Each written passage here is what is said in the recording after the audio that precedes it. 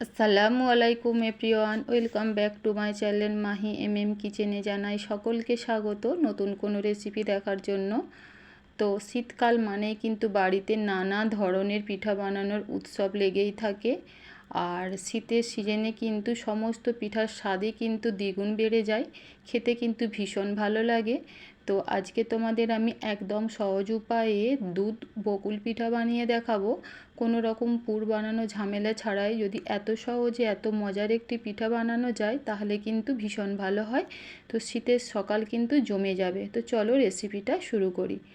দেখো, বাটির মধ্যে আমি নিয়ে নিয়েছি 1 বাটি সুজি, আর সুজিটাকে আমি মিক্সি জারে দিয়ে একদম পাউডারভাবে গুঁড়ো করে নিয়েছি। আর ওই বাটি মেপেই দেখো 1 বাটি আমি নিয়ে নিয়েছি ময়দা।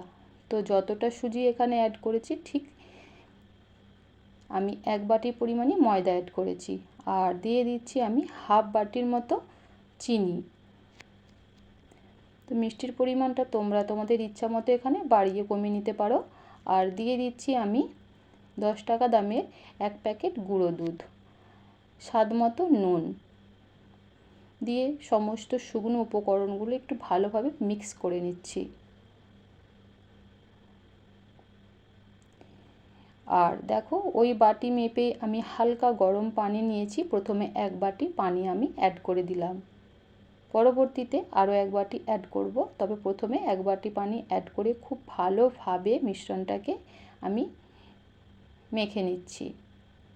দেখো, হ্যান্ড উইচের সাহায্যে খুব ভালোভাবে মিশ্রণটিকে ফেটিয়ে নিতে হবে, যেন মিশ্রণের মধ্যে কোনো লাম্পস বা দলা দলা ভাব না থাকে। আরও 1 বাটি পানি আমি অ্যাড করে দিলাম। আর অবশ্যই ব্যাটারটা বানানোর জন্য কিন্তু এখানে উষ্ণ গরম পানিটাই অ্যাড করবে। দেখো, খুব ভালোভাবে ফেটিয়ে নিয়েছি। আর অবশ্যই কিন্তু খুব ভালোভাবে ব্যাটারটা ফেটিয়ে তৈরি করে নেবে, যাতে ব্যাটারের মধ্যে কোনো লাম্পস বা দলা দলা ভাব না থাকে।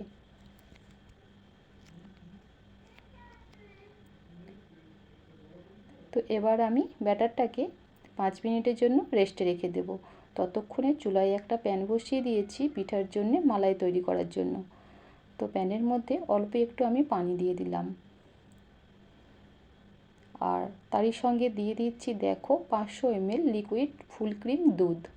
তো পানিটা দেওয়ার ফলে কিন্তু দেখবে দুধটা প্যানের গায়ে আর লেগে যাবে না। তো চুলোর ফ্লেমটা লো টু মিডিয়ামে রেখে দিয়ে আমি দুধটাকে কিছুটা ঘন করে নেব।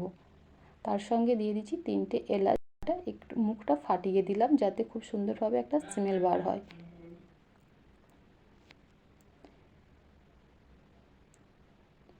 তো অন্যদিকে দেখো, এদিকে কিন্তু আমার ব্যাটারটা 5 মিনিটের জন্য যে রেস্টে রেখেছিলাম খুব সুন্দরভাবে সেট হয়ে গেছে, আর সুজিটাও বেশ কিছুটা ফুলে গিয়েছে।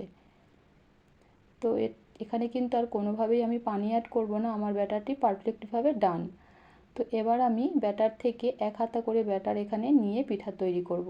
আর পিঠা বানানোর জন্য দেখো, এখানে আজকে আমি পুর হিসাবে কোনো নারকেলের পুর ব্যবহার করব না।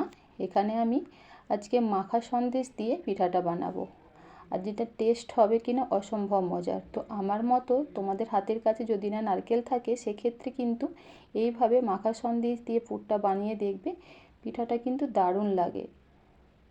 আর নারকেলের পুর দিয়ে তো আমরা পিঠা অনেকেই খেয়েছি। তো এইভাবে একবার মাখা সন্দেশ দিয়ে পুর বানিয়ে পিঠাটা বানিয়ে দেখো, দারুণ লাগবে।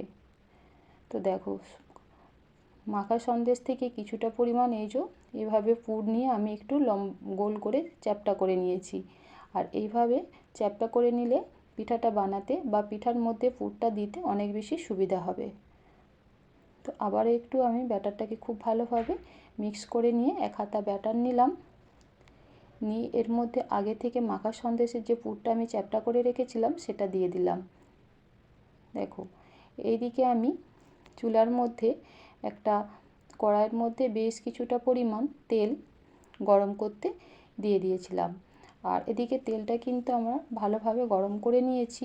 এবার আমি পিঠার মিশ্রণটা বা ব্যাটারটা তেলের মধ্যে দিয়ে দিলাম, দিয়ে কিছুক্ষণ অপেক্ষা করব উপরে ভেসে ওঠা পর্যন্ত। পিঠাটা দেখবে উপরে খুব সুন্দরভাবে ভেসে উঠবে, তার আগে কিন্তু কোনোভাবে পিঠাটাকে নাড়াচাড়া করা যাবে না। তো দেখো এখানে পিঠাটা কিন্তু খুব সুন্দরভাবে আমার তেলের উপরে ভেসে উঠেছে। আর অতিরিক্ত কালার কিন্তু একেবারেই করব না, পিঠাটা এরকম সাদা সাদাভাবেই ভেজে নেব। সাদা করে ভাজবে, অথচ পিঠা যেন খুব সুন্দরভাবে ভাজা হয়, ভেতরে কোনোভাবে কাঁচা না থাকে।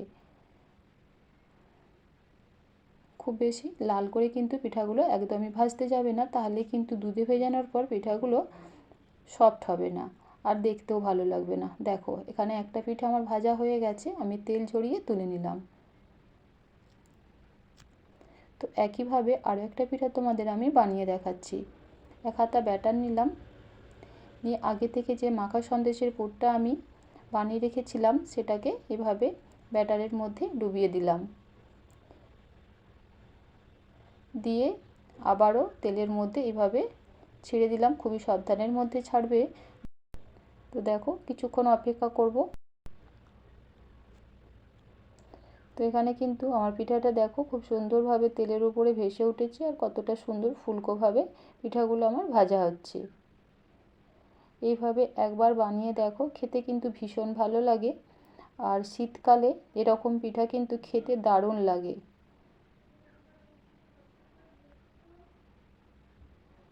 তো তো দেখো এইভাবে সাদা সাদা করেই কিন্তু আমি পিঠাগুলো ভেজে নিয়েছি।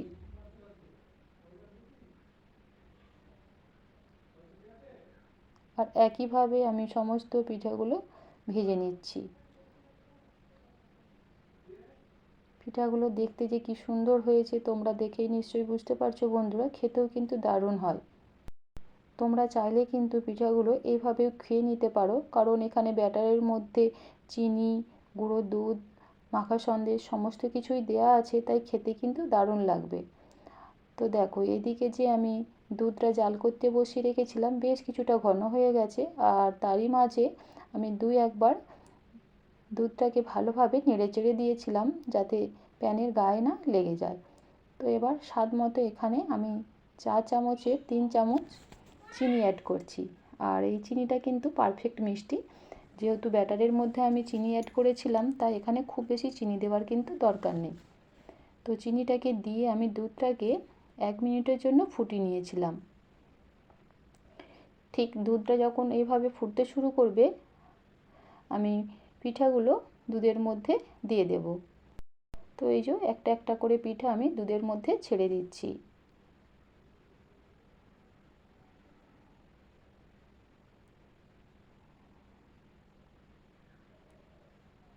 তো দুধের মধ্যে দিয়ে পিঠাটাকে আমি 1 মিনিটের জন্য ফুটিয়ে নেব। এর থেকে বেশি সময় কিন্তু একদমই ফোটাতে যাবে না, তাহলে কিন্তু পিঠাগুলো নরম হয়ে যেতে পারে আর ভেঙেও যেতে পারে। তো 1 মিনিট দেখো ফুটিয়ে নেবার পর আমি চুলোর ফ্লেমটা বন্ধ করে দিয়ে 1 ঘন্টার জন্য অপেক্ষা করব। আর এই 1 ঘন্টার মধ্যে পিঠাটা কিন্তু খুব ভালোভাবে ঠান্ডা হয়ে যাবে আর অনেক বেশি সফট হয়ে যাবে। তো 1 ঘন্টা পর আমি তোমাদের পিঠাটা দেখাচ্ছি। আর কতটা দুধ এখানে পিঠাটা সোক করে নিয়েছে তোমরা দেখেই নিশ্চয়ই বুঝতে পারছো।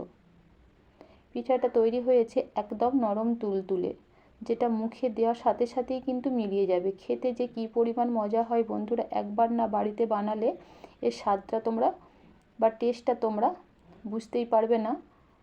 দারুণ হয়, দারুণ।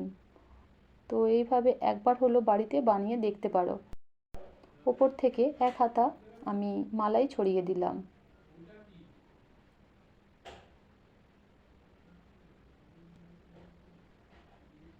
তো একটা পিঠা তোমাদের আমি দেখাচ্ছি যে কতটা সফট হয়েছে। এখানে বলার কিছুই নেই, তোমরা আমার পিঠার টেক্সচারটা দেখেই বুঝতে পারছো যে কতটা সফট হয়েছে, একদম নরম তুলতুলে। স্বাদটা কিন্তু ভীষণ ভালো হয়। তো এইভাবে একবার সুজি দিয়ে আর মাখা সন্দেশের পুরে ভরা বকুল পিঠাটা বানিয়ে দেখতে পারো, খেতে কিন্তু দুর্দান্ত হয়। তো আজকের রেসিপি যদি তোমাদের ভালো লেগে থাকে, প্লিজ বন্ধুরা লাইক, কমেন্ট এবং শেয়ার করবে। আর চ্যানেলটা সাবস্ক্রাইব করে পাশে থাকা বেল আইকনটি ক্লিক করে দেবে, যাতে সবার আগে ভিডিও নোটিফিকেশান তোমাদের কাছে পৌঁছায়। আজ তাহলে এই পর্যন্ত, আল্লাহ হাফেজ।